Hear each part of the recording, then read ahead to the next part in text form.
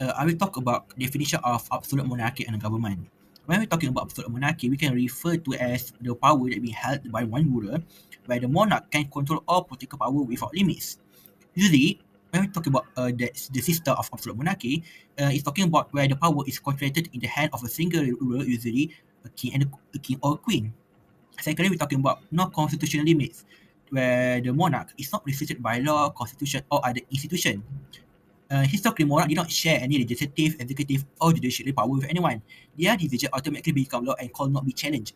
And thirdly, we're talking about divine rights and hereditary rule, where the monarch justifies authority as a god given and pass the throne through family lineage. Usually, how the system works is when the monarch dies, the one who are responsible to take the throne is usually the oldest children. And fourth, talking about control of government function, where the monarch make decision on laws, justice, taxes, punishment, and war. And when talking about the definition of government, we can refer to as an authority to make and enforce law. Government can refer as a structured organization that govern a specific territory. For example, in Malaysia, the government of Malaysia are responsible in managing what happens inside Malaysia only. And the government are divided into three branches. The first is legislative, they are responsible in making law, amendment in the constitution. And second, we're talking about executive. They are responsible in enforces law and implementing policy. And third, we're talking about judiciary, where they are responsible in interpret law. Usually, the judiciary happens in the courts. And third, we're talking about provide public services and maintain order.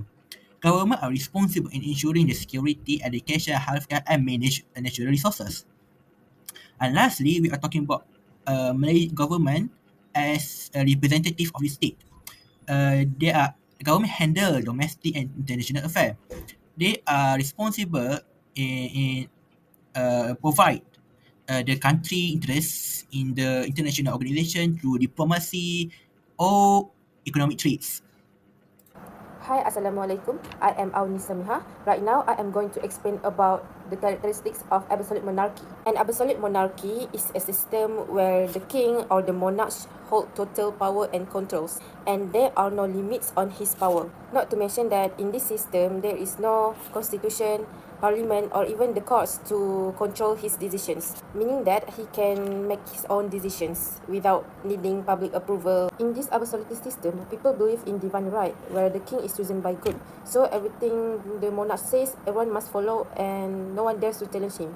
To keep his power strong, the king also used loyal officials and a powerful army to maintain control and prevent rebellion. The monarch also manage the country's treasury, decide taxes, and controls how resources are used. In short, absolute monarchy means a ruler with total power and control, supported by religion, strong administration, and a strong military. Basically, everything is under the monarch's control. Okay, now I will proceed to the examples of absolute monarchy, which is Russia and France. In Russia, the Tsar had full control over the government, the army, the economy, and even the church. Peter the Great and Catherine the Great made big reforms, but they still kept absolute power.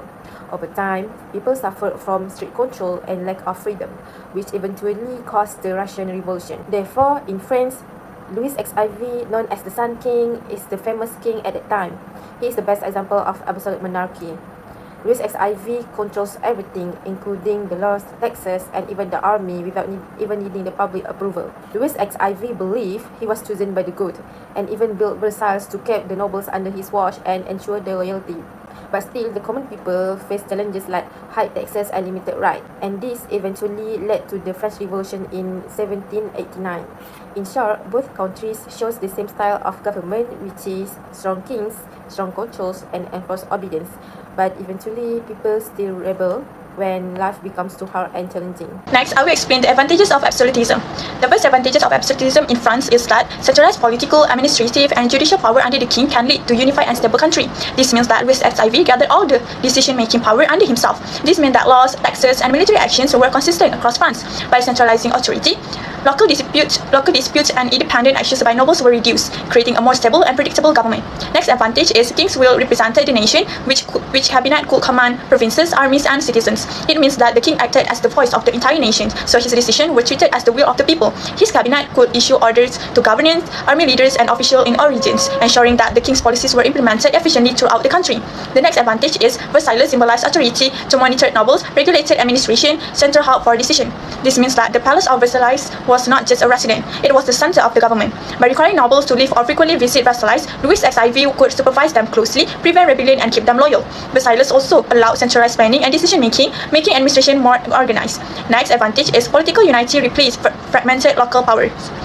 This means that before absolutism, nobles and local authorities often acted independently, causing conflicts and inefficiently. Under Louis XIV, centralized power replaced these local authorities, unifying the country under one ruler and one set of rules. Next is the advantages of absolutism in Russia. First, the advantage is that Caesar held total control to integrated state power into daily life. This means that the Caesar's authority extended beyond politics into society. Ivan IV and Peter the Great ensured that the government influenced legal, social, and economic aspects of citizens' life, making the monarchy a key presence in everyday life. Next advantage is that reduced nobility's influence, which created a single legal system. This means that nobles, which is boyars, previously held significant independent power. By limiting their influence and introducing uniform laws, the Caesar ensured that everyone, including powerful nobles, was subject to central authority.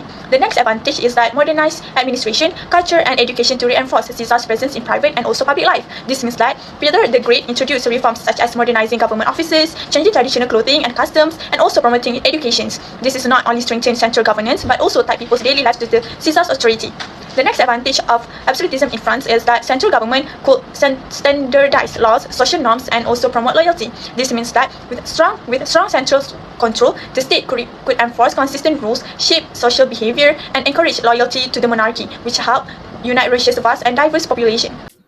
There are two disadvantages of absolute monarchy. The first is abuse of power, where we can talk about when the monarch has unlimited authority that leads to misuse of power.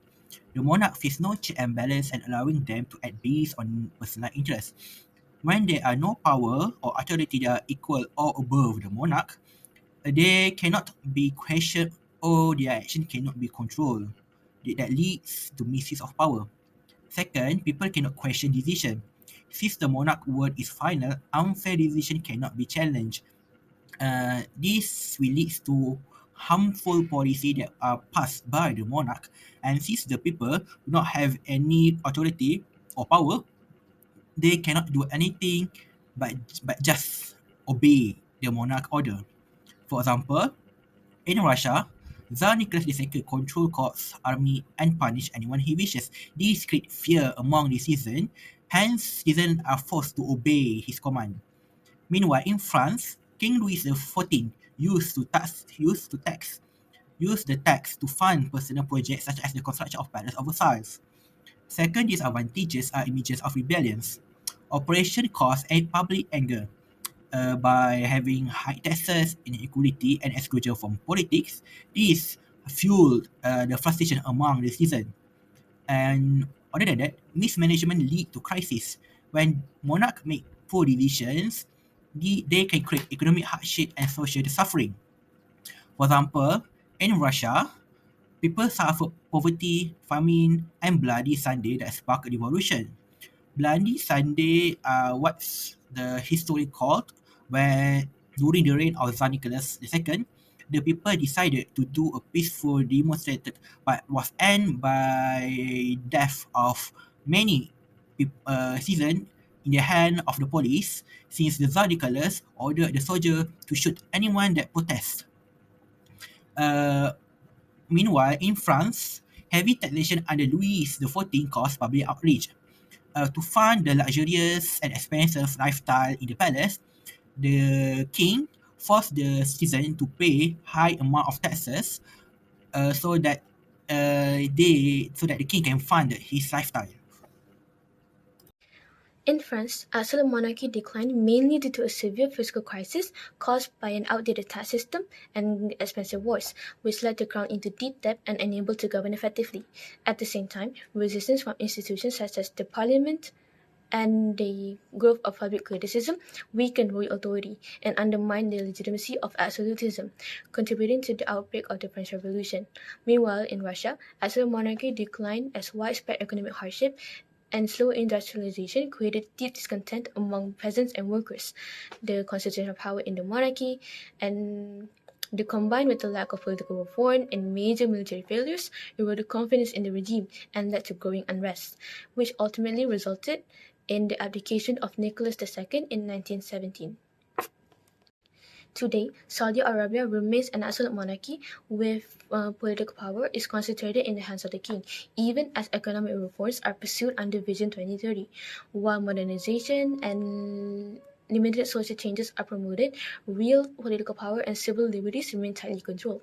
Meanwhile, Brunei also remains an absolute monarchy, with the Sultan holding full authority and no elected national representatives. Strict laws limit freedom of speech, the press, and public assembly, leaving little space for political participation. Overall, both Saudi Arabia and Brunei show that absolute monarchies can modernize economically while maintaining centralized power and restricting political freedoms. Even though most countries today use democratic systems, there are still a few absolute monarchies. In these systems, the ruler has full power with very limited checks or opposition.